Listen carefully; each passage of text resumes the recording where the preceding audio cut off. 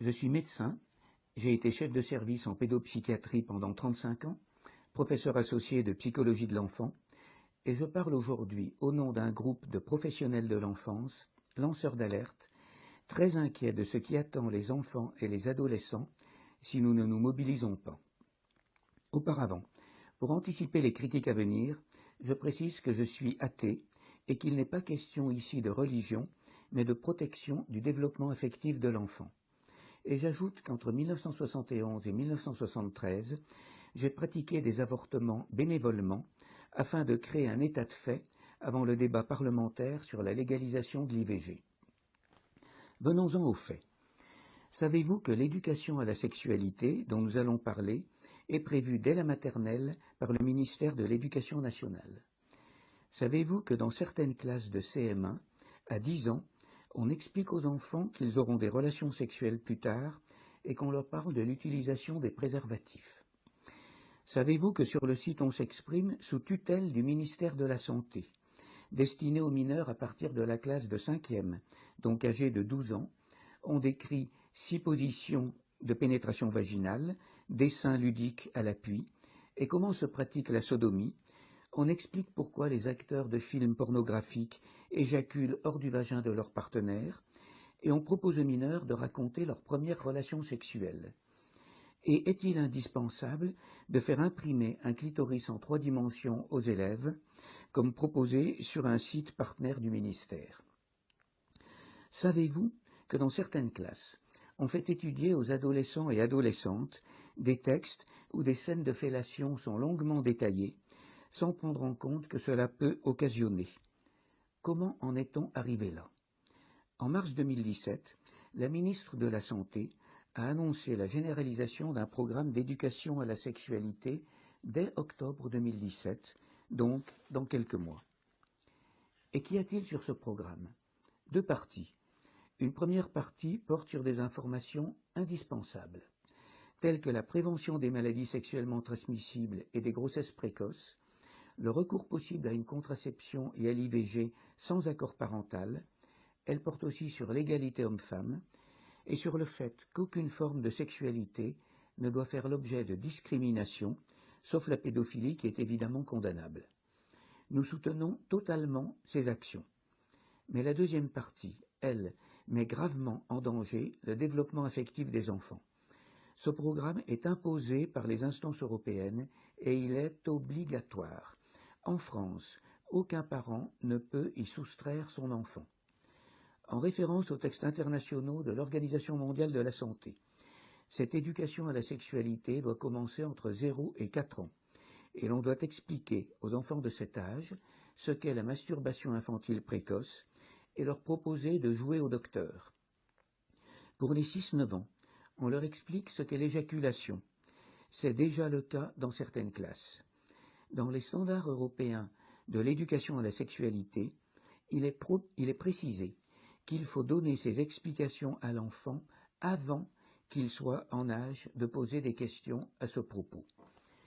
Vous vous demandez probablement si ce que je dis est vrai. J'ai eu la même réaction d'incrédulité quand mes collègues m'ont transmis ces informations. Et puis, je suis allé vérifier, et je peux vous assurer que tout ceci est exact. C'est ce que les promoteurs de ces programmes appellent changer de paradigme, c'est-à-dire parler aux enfants dès petits d'une sexualité synonyme de plaisir et d'épanouissement personnel. Il est précisé que ce sera fait avec tact. Or, je peux vous affirmer que ce n'est fréquemment pas le cas et que nous recevons des témoignages d'enfants et d'adolescents qui expriment leur gêne ou leur dégoût face à cet enseignement collectif qu'ils qualifient de très intrusif. Ce programme présente plusieurs risques majeurs.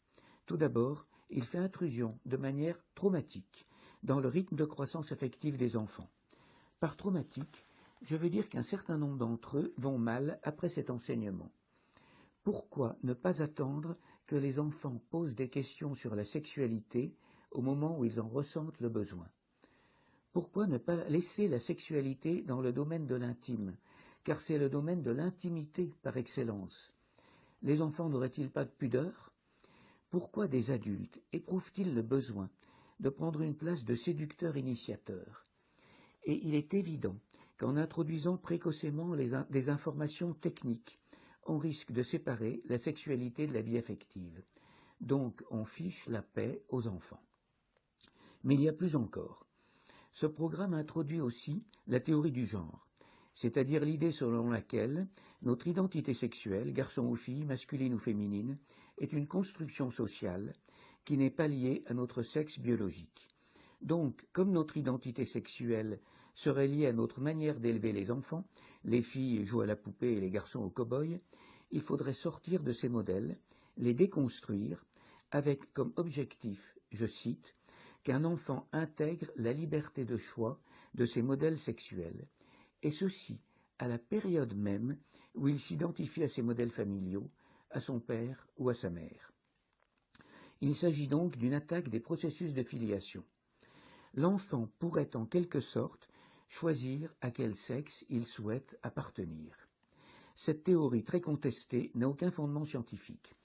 Cette idéologie, qui prône une égalité non pas entre tous dans l'accès aux droits fondamentaux, mais de tous, voudrait la négation de la différence des identités masculines et féminines.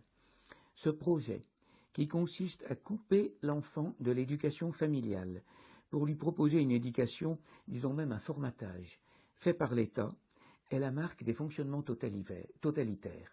Rappelez-vous l'histoire avec un grand H. Mais il y a encore plus. Dans les textes internationaux qui nous sont imposés, il n'est jamais indiqué l'âge au-dessous duquel il y aurait un interdit d'avoir des relations sexuelles avec un mineur. Le terme flou qui revient en permanence est que l'activité sexuelle dépend des capacités évolutives de l'enfant.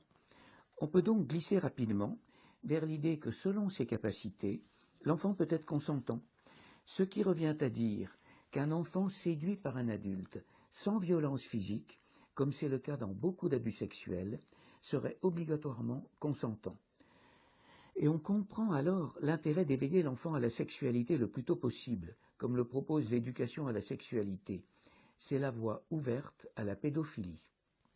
Comment une petite minorité d'individus est-elle arrivée à imposer un tel programme à la majorité de la population? Quels sont les lobbies sous-jacents? Pourquoi les principales associations de parents d'élèves ont-elles laissé s'installer cet état de fait? Faut-il créer une nouvelle association de parents plus soucieuse de protéger le devenir affectif des enfants? Tel qu'il est imposé actuellement, le programme d'éducation à la sexualité constitue une véritable immixtion dans la vie privée, une intrusion dans l'éducation familiale, dont il faut rappeler qu'elle est un des attributs de l'autorité parentale selon notre Code civil. Maintenant, lisez avec attention les textes qui accompagnent notre pétition. Nous faisons 5 propositions. 1.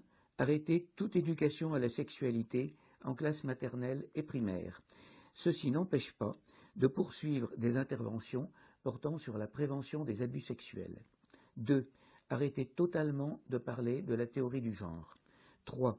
Pour les adolescents, maintenir l'obligation qu'à partir de 14 ans, les élèves assistent aux cours consacrés à des informations indispensables, dont la prévention, que j'ai décrite précédemment, mais limiter ces informations à des données scientifiques, et développer des espaces de relations privées pour ceux qui ont besoin d'informations plus personnelles, telles que des entretiens avec des infirmières scolaires. 4.